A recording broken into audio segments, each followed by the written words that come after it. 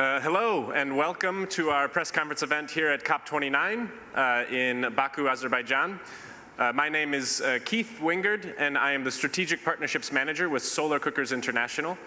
And I'm joined today by the founder of the organization called Community Mobilization for Positive Empowerment, based in Kenya. We'll be talking a little bit today about something that many of us often take for granted in the climate implications of cooking your food and access to clean cooking and how it relates to climate change, the environment, health and gender. And so I'm excited to be able to talk a little bit about this particular topic and about the work that we've been doing at Solar Cookers International to address improved access to clean cooking in communities there and in other places around the world. As I mentioned, I'm happy to be joined today by Rosemary. But before I turn it over to Rosemary to hear a little bit more about the work that she's doing, I wanted to start by introducing the overall challenge of addressing clean cooking in places around the world. This photo is a common cooking scene in Kenya. As you can see, this woman is using biomass. She's using some cardboard to start a fire, and then she's relying on wood and charcoal to cook her meals. This is something that is a common experience for over 2 billion people around the world. The latest estimates are that around 2.1 billion people rely on wood, charcoal, and other polluting fuels and technologies to cook their meals. This has health, gender, environment, and climate implications. And at Solar Cookers International, we think using renewable solar energy can help address this, this clean cooking deficit. The overall, if you add up all of the emissions from the point of use of biomass for cooking, it adds up to an estimated 2% of global emissions. This is roughly on par with the aviation sector. So although this is sometimes not talked about because of the fact that many people are contributing to this, it is a significant climate topic. And so for us at Solar Cookers International, we're here today to talk about this issue, to talk about the need to address this issue, and to talk about one way to go about improving access to clean cooking technologies. As many of you maybe are aware, access to clean cooking is a particularly acute issue in Africa, South Asia, Southeast Asia, these regions around the world that also happen to have an abundance of reliable sunlight. So the countries in gray are places where there are still less than 25% of the population that has access to clean cooking. Meanwhile, these same countries have some of the highest solar radiation or solar access, sunlight access, around the world. You put these two things together and you have solar cooking technology that can help use this sunlight to create opportunities for clean cooking with reduction in health implications from breathing in smoke and other air pollution, and a reduction in the demand on forests for cooking fuel, a reduction in the time spent going to access cooking fuel, which is disproportionately borne by women and girls in many places around the world, and also the time spent actually cooking and tending to those cooking fires, and as I mentioned, also the climate implications as well. So us at Solar Cookers International, we focus on advocacy at events like COP and other opportunities throughout the course of the year to advocate for the use of solar cooking to address this challenge. We also focus on research, so we have a testing component in the work that we do that looks at particular products and determines the standard cooking power. And we also have a capacity building component where we work directly with partners in many places that are trying to implement solar cooking programs that can be scaled to address the urgent need for clean cooking solutions in those countries. So in the slide behind me, you can see a couple of the most basic designs From the left, you see a reflective panel cooker. This cooker is a cardboard substrate with a reflective material on top. This can be a low-cost model, but can still be effective in reflecting, trapping the heat, the light that's used to create the heat required to cook food. Similar in the middle, there's a box oven cooker. This also reflects the sunlight and has a glass on top that creates a greenhouse. This greenhouse can be used to trap the heat and cook food without any of the air pollution associated with burning fuels. And finally, on the right, we have a parabolic reflector. This parabolic reflector is used for high temperature cooking. So if you're trying to fry foods or cook at higher temperatures, that particular technology might be the best one for you. A few other solar cooking devices are the Fresnel lens and the Fresnel mirror, and the evacuated tube model. All of these devices use the same principle, using direct sunlight to create thermal heat energy that can be utilized for cooking purposes. Solar Cookers International, ourselves, we're not a manufacturer. We are a nonprofit organization that looks to work directly with partners in countries that are interested in solar cooking and develop that local manufacturing capacity so that this solar cooking movement can be a sustainable way to continue addressing clean cooking going forward. Solar Cookers International has been around since 1987. We have hundreds of collaborators around the world, and our mission is to improve human health, economic well-being, women's empowerment, and the environment by promoting climate-friendly solar cooking, in particular for vulnerable populations worldwide. As I mentioned, we do this by pursuing initiatives related to advocacy, research, and capacity building, and we're working to address this clean cooking gap that still impacts over 2 billion people around the world. I am excited to be joined. Unfortunately, we had one of our speakers was not able to join us today, so I'll skip ahead here. SCI's program in Kenya is focused on Kakuma refugee camp in the northern part of Kenya. As you can see on the map, Kakuma is in the north part where there is sunlight available around 300 days a year. So solar cooking is a great way to use that freely available sunlight to help decrease demand on wood and forest resources. In our most recent cycle, we worked together with our local collaborator to distribute 106 standard-size box ovens using best practices, including inclusive design,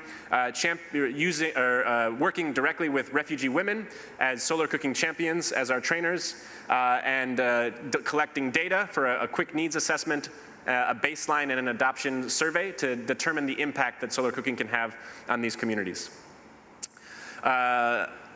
Rosemary, although we don't, I want to bring you into the conversation now. Although we aren't working directly together in Kakuma, you have a wealth of experience both using solar cookers and promoting solar cookers as a way for people to have access to clean cooking. Can you please tell us a little bit about the work that you do and why you think solar cooking is an appropriate technology for people in Kenya? Thank you so much. As Keith has said, I'm Rosemary Atieno from Kenya. I run a local organization by the name Community Mobilization for Positive Empowerment. I'm from Siaya County in particular, where there's a lot of sunshine, the better part of the year, and we have the lowest forest cover. Reason being, we are using too much fuel for our cooking and other uses. So I'm glad to be here to share a little experience on how it has been with solar cooking. Being from an agricultural background, I started learning about solar cookers way back when I was still in college, in practicals, but now I am actually doing it on the ground. And I want to say it has been an experience trying to market the solar cookers with our women. And it's a great experience for them. For those of them who had never imagined that cooking with solar is possible, it is very possible to cook with solar. The only thing you need to do is to be patient a bit, because some of the foods will require long hours of cooking, like maize and beans will require like 8 hours. So it would just need a woman to plan herself well so that she begins early to be able to trap the sunlight that is required for cooking. But we are not promoting solar cooking on a standalone. We are promoting it alongside other alternative energy sources, like the fireless cooker. This is a simple basket that is used to continue the cooking once you begin from the solar. We are also promoting energy-saving jikos that go along way in helping you complement the solar cooking.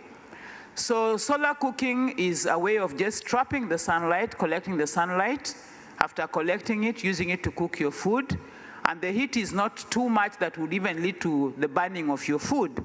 It's just enough for you to cook your food to the required levels of temperatures that you're able to feed your family. So the various foods are cooked using different timelines, and we have those timelines. We have tried and tested them, so we know if you're cooking vegetables, how many minutes do you require? If you're cooking maize and beans, how many hours do you need? If you're cooking rice, how many hours do you need? So this has been a very interesting scenario for us in SCI County, where we are actually trying to pilot this and practice this. Many of the women are gaining to try to understand how you can use solar for cooking, because a better part of the year is a sun-filled year for us in SCI County, and a small portion of it is a rainy season.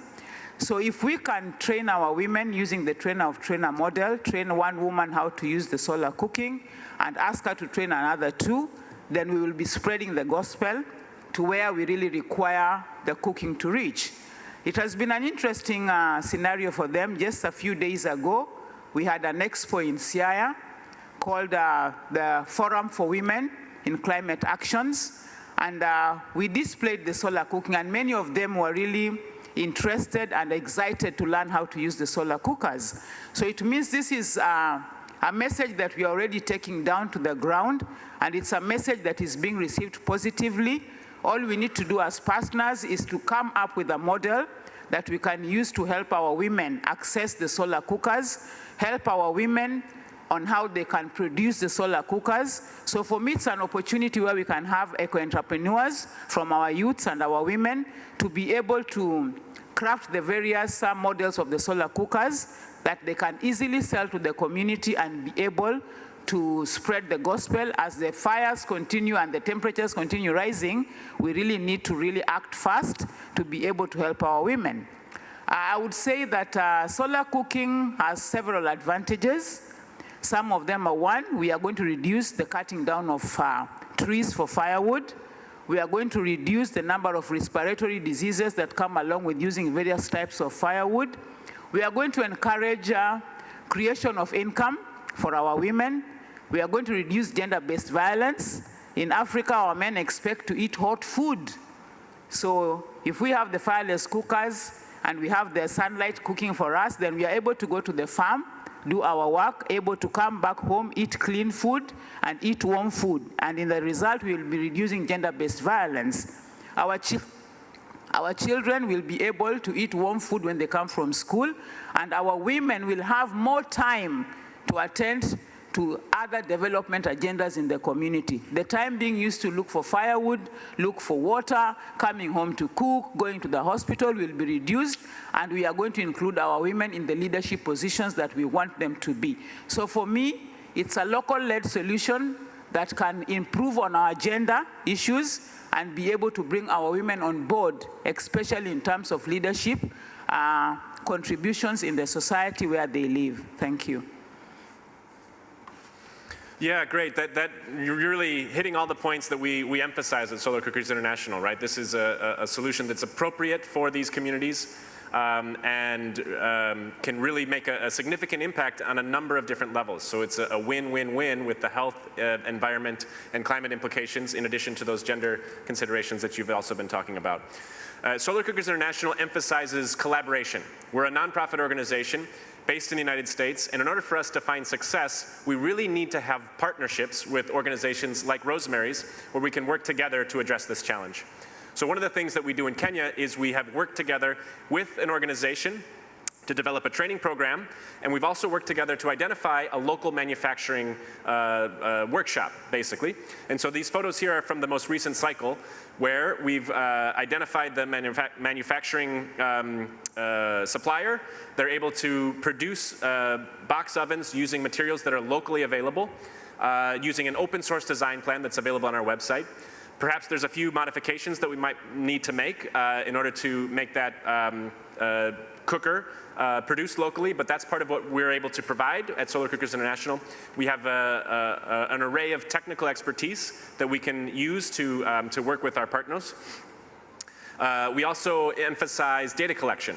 So part of our program includes a quick needs assessment to determine the current cooking situation, and also identify families that are most willing to try a different way of cooking their foods.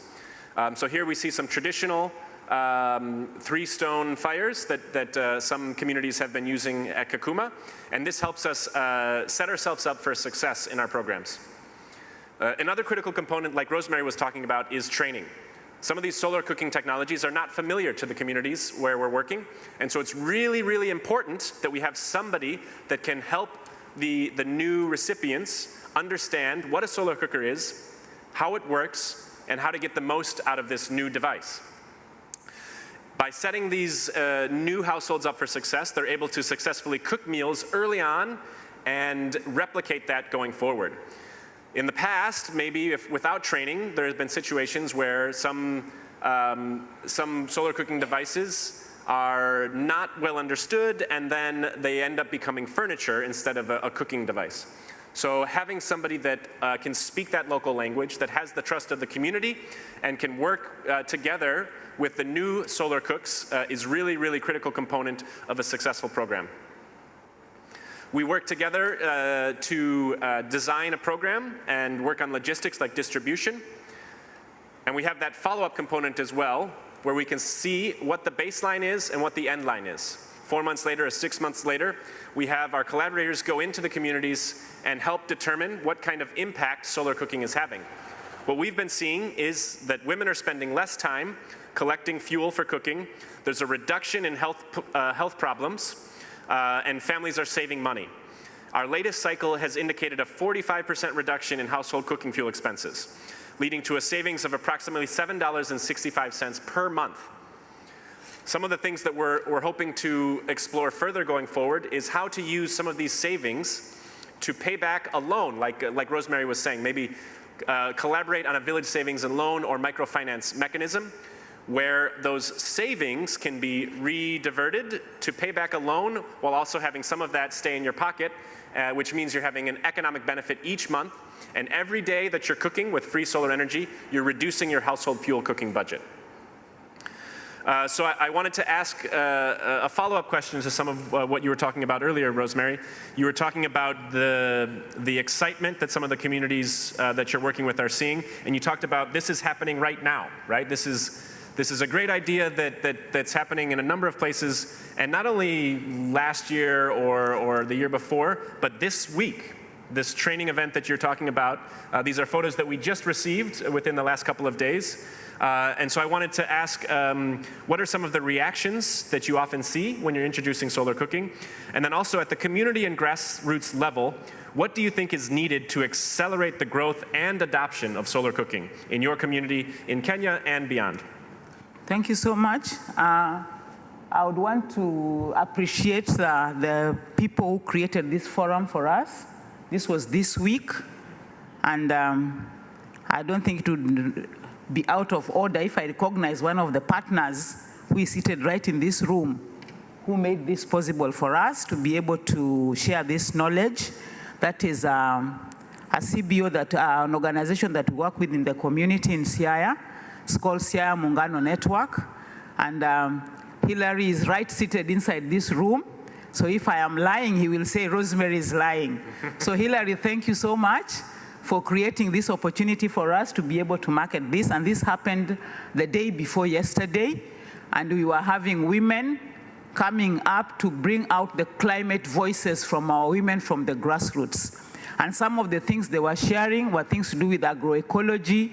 They are sharing the advocacy that they have learned and sharing the various methods that they are using to adapt and mitigate to climate change.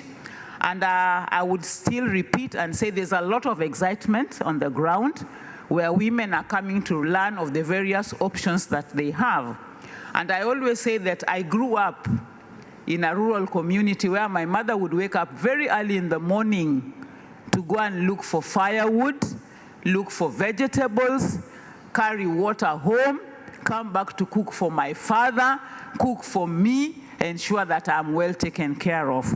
And this really did not go well with me. It bothered me a lot, So it has been a driving force for me to ensure that women live the most comfortable life, women are empowered. So for me, solar cooking is an avenue where women can have income-generating activities. How are we going to have these income-generating activities? One, we can train them to be local artisans to be able to make these solar cookers. As I said, the solar cooker, the box solar cooker is the most basic that you can see there. The women can be trained to look for the boxes, be able to make these solar cookers, and be able to sell them out for an income. Two, they can be trained on how to make the box cookers, because I no longer believe that there is any job for a woman or a man. We can do all the jobs that are on this earth, and we have proven that we can do it. So for me, it's an opportunity for the women to be able to be trained on starting small eco-entrepreneurships that they can use to generate money. Two, for me, it's an opportunity for them to be trained as trainers of trainers, to be able to carry this gospel forward beyond East Africa or beyond Kakuma refugee camp, and we can spread this gospel everywhere. Using the model that we are using at community mobilization of trainer-trainer, then one woman who is trained can be able to train 2 neighbors to be able to use solar cooking, and the gospel will be spreading. We do not do solar cooking on a standalone. We do solar cooking with other items alongside. One is kitchen gardening, so that you are able to harvest your vegetables from your small garden. You are able to use it to be cooked on the solar cooker and preserve it on your fireless cooker, meaning you'll have more time to be able to address other development issues.